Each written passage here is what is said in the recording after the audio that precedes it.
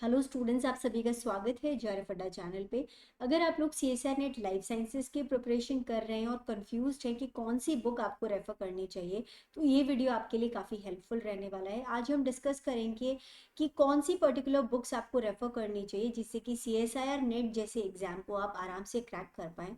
So students, ये books जो मैं आपको सजेस्ट करने वाली हूँ, इनसे पढ़ना आप लोगों के लिए बहुत सही रहेगा। और वो इसलिए क्योंकि काफ़ी डेप्थ में आपके कॉन्सेप्ट्स को क्लियर कर देते हैं। टॉपिक वाइज हम लोग different different unit wise different different books को यहाँ डिस्कस करने वाले हैं।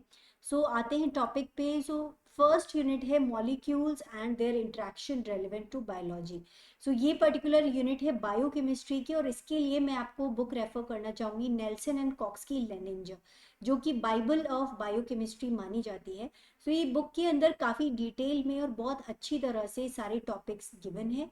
इसके अलावा अगर आप स्ट्रक्चरल पार्ट के लिए कुछ और देखना चाहते हैं तो आप वोएट एंड वोएट भी रेफर कर सकते हैं, वो भी काफ़ी अच्छी बुक है। सो स्टूडेंट्स, यहाँ पर आपको सारी बुक नहीं पढ़नी है। बुक के अंदर आप सिलेबस के अकॉर्डिंग जो जो टॉपिक्स आपके मैच होते हैं उन टॉपिक्स को आप इन बुक से कर लीजिए, जो बुक्स मैं आपको सजेस्ट करने वाली हूँ। साथ साथ में आपको नोट्स भी बनाने चाहिए। आप अगर अपने हैंड रिटन नोट्स बनाते हैं और उनको एक शॉर्ट फॉर्म में बनाते हैं तो आपका जब लास्ट में रिविजन टाइम होगा तो आप लोगों के लिए बहुत हेल्पफुल रहेंगे नोट्स, और बहुत क्विकली आपका रिविजन हो जाएगा।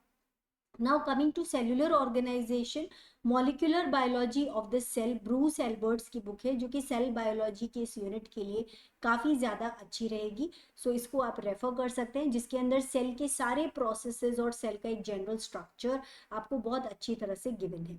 Next unit is fundamental processes, जो कि मॉलिक्यूलर बायोलॉजी का यूनिट है। So molecular biology of gene by Watson et al काफ़ी अच्छी बुक है, जिसको आप रेफर कर सकते हैं इस पर्टिकुलर यूनिट के लिए। Now the next one is cell communication and cell signaling. So molecular biology of cell by Bruce Alberts. So second और fourth unit वैसे interconnected है काफ़ी हद तक एक दूसरे से। So cell communication में इंटर सेल्यूलर या फिर इंट्रा सेल्यूलर कम्युनिकेशन हो सकता है, ट्रांसपोर्ट हो सकता है, सिग्नलिंग जो अलग अलग वेज हैं, पाथवेज हैं, वो सब के सब आ जाएंगे। सो इसके लिए आप ब्रूस एल्बर्ट्स को रेफर कर सकते हैं, काफ़ी अच्छी बुक है। नाउ ये जो फर्स्ट 4 यूनिट्स हैं, इन सभी में जो इन सभी का थोड़ा थोड़ा सा पार्ट, एक और बुक है जो मैं रेफर करना चाहूँगी, वो है द सेल बाय कूपर। सो इस पर्टिकुलर बुक में इन सभी यूनिट्स के लिए कुछ कुछ छोटा छोटा पार्ट गिवन है, और जो बहुत अच्छी तरह से डायग्रामेटिकली आपको एक्सप्लेन किया गया है, जिससे एक बहुत अच्छा एक आइडिया आपको बन जाएगा कि एग्जैक्टली टॉपिक किस बारे में है और किस तरह से पूरा प्रोसेस रन होता है। सो इन बुक्स के अंदर बहुत अच्छी तरह से डायग्रामेटिकली आपको सभी चीज़ें एक्सप्लेन की होती हैं, जिससे लॉन्ग टर्म मेमोरी में आपकी जो टॉपिक्स हैं ये बैठ जाते हैं और आपको बहुत आसानी से याद आ जाते हैं जब आप रिवाइज करने के लिए बैठते हैं। So coming to the immunology. So immunology जो यूनिट 4 है, cell communication and cell signalling, इसका एक छोटा सा पार्ट है। सो इसके लिए पर्टिकुलरली या तो आप क्यूबी एक बुक आती है, इसको आप रेफर कर सकते हैं, लेकिन इसमें काफ़ी ज़्यादा डिटेल में दिया हुआ है, और इतना डिटेल में हमारे इस पर्टिकुलर एग्जाम के लिए आपको ये वाला टॉपिक पढ़ने की ज़रूरत नहीं है। सो इसके लिए आप क्या कर सकते हैं, आप साइट रेफरेंस के लिए कुछ बुक्स रख सकते हैं, जो आगे भी मैं आपको बताने वाली हूँ। सो जो एरिहेंथ पब्लिकेशंस की बुक आती है CSR नेट लाइफ साइंसेस का कंप्लीट आपको सिलेबस, उसमें पूरे टॉपिक्स मिल जाएंगे। और साथ में एक और बुक आती है पाथ फाइंडर की। इन दोनों ही पब्लिशर्स की जो बुक्स हैं उनके अंदर कंप्लीट टॉपिक्स आपके मिल जाते हैं ना। उनको मेन बुक की तरह यूज़ ना करके साइड रेफरेंस की तरह यूज़ करें। जो भी टॉपिक्स आपको इन यूनिट से जो मैं बुक्स आपको रेफर कर रही हूँ उनमें अगर नहीं मिलता है तो आप इन दोनों बुक्स के अंदर देख सकते हैं। सो कौन कौन सी बुक्स की मैं बात कर रही हूँ, वन इज एरिहेंथ पब्लिकेशंस। एरिहेंथ पब्लिकेशंस की बुक्स आती हैं, और इसके अलावा दूसरा जो ऑथर है that is path finder. Path finder की भी बुक्स आती हैं। इन दोनों को आप साइड रेफरेंस की तरह यूज कर सकते हैं। सो साइड रेफरेंस बुक्स की तरह इनमें से कोई भी एक आप ले आइए, चाहे एरिहेंथ पब्लिकेशन या path finder. Next is developmental biology, काफ़ी इंपॉर्टेंट यूनिट है और बहुत ही अच्छे क्वेश्चंस इससे बनते हैं। अगर आप टॉपिक को अच्छी तरह से क्लियर कर लेते हैं तो इजीली आप क्वेश्चंस को आंसर कर पाएंगे। और डेवलपमेंटल बायोलॉजी के लिए मैं आपको रेफर करना चाहूँगी स्कॉट एफ गिलबर्ट। सो इस बुक के अंदर बहुत अच्छी तरह से डेवलपमेंटल बायोलॉजी दिया गया है। ऑल्दो यूनिट थोड़ा सा बड़ा है लेकिन बहुत फ्रूटफुल रहेगा आपके लिए अगर आप इस यूनिट को प्रिपेयर करते हैं। Next is plant physiology. So plant physiology के लिए बुक है टियाज एंड जिगर, जिसके अंदर जितने भी पिगमेंट्स हैं, फोटोसिंथेसिस है, सारे प्रोसेसेस इनसे रिलेटेड, जो भी सेल के अंदर सिग्नलिंग, ट्रांसपोर्ट या फिर जो आपकी हॉर्मोन्स हैं उनका रोल, सो सारी ही चीज़ें बहुत ही अच्छी तरह से दी गई हैं। आपके सिलेबस के अकॉर्डिंग ही इसमें सारा का सारा मैटर आपको मिल जाएगा। सो यहीं से आप इस पर्टिकुलर यूनिट को ज़रूर करें। नेक्स्ट आ जाता है animal physiology. So animal physiology के लिए या तो आप एस एस रस्तोगी या फिर सी सी चैटर्जी, इंडियन ऑथर्स की बुक्स हैं, इनको आप रेफर कर सकते हैं, जो आप लोगों के लिए सफिशिएंट रहेगा इस पर्टिकुलर यूनिट के लिए। नेक्स्ट है जेनेटिक्स इनहेरिटेंस बायोलॉजी का यूनिट। सो यहाँ पे genetic concepts and connections by Klug and Cummings, ये काफ़ी अच्छी बुक है। इसके अलावा I genetics by Russell. So ये दोनों ही बुक्स हैं जो कि आप रेफर कर सकते हैं। नाउ इन बुक्स से आप पर्टिकुलर टॉपिक्स देखेंगे तो कुछ आपको जो न्यूमेरिकल बेस्ड क्वेश्चंस आते हैं जेनेटिक्स के वो भी मिल जाएंगे, और जो भी थ्योरेटिकल पार्ट है आपका जेनेटिक्स के अंदर वो भी आपको मिल जाएगा। इसके अलावा एक और बुक आती है साइनोस्टेड एंड सिमोन्स। सो ये भी काफ़ी अच्छी बुक है इनहेरिटेंस बायोलॉजी के लिए। Next is diversity of life forms. So ये एक ऐसी यूनिट है जिसके अंदर जो टॉपिक्स हैं वो काफ़ी मतलब आप कह सकते हो कि डाइवर्स टॉपिक्स हैं, बहुत सारे अलग अलग पार्ट से लिए गए हैं, और इन यूनिट्स को कंपाइल करके अलग अलग रेफरेंस बुक से ले पाना थोड़ा सा एक टास्क है अपने आप में।